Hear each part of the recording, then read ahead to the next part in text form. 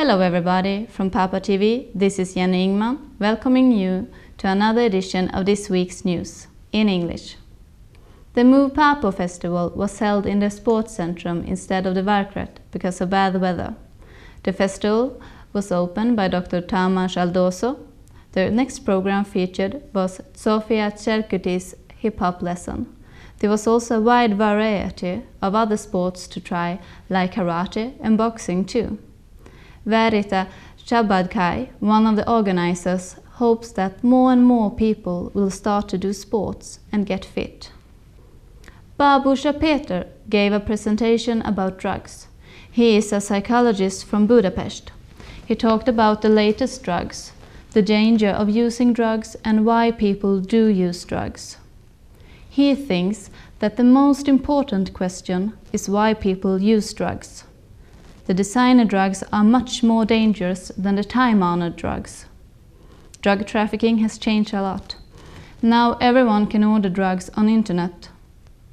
He said that if you want to find the reason for using drugs, you should search the problems within the family.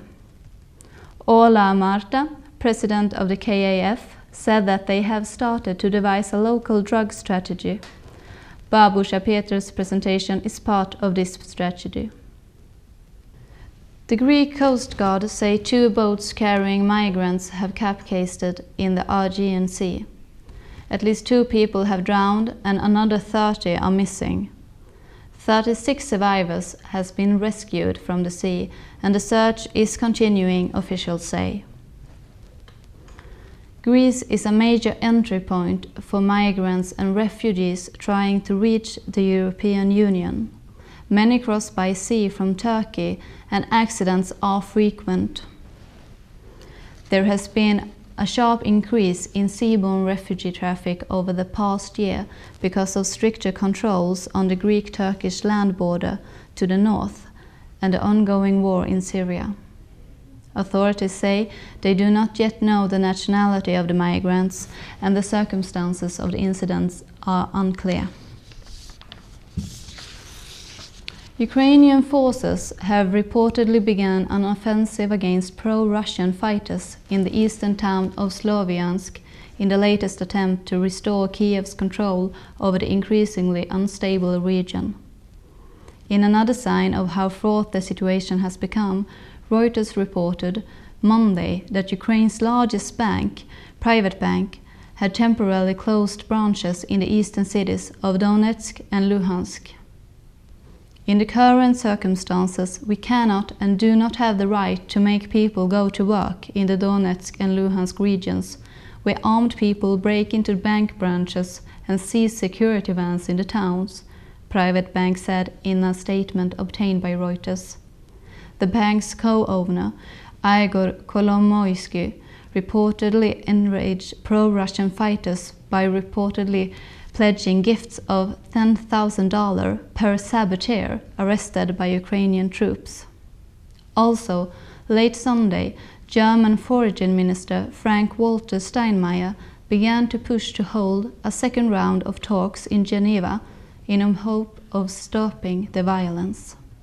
Steinmeier told Germany's ARD television late Sunday all parties must push for a return to the accord reached in Switzerland last month, encouraging all sides to lay down arms.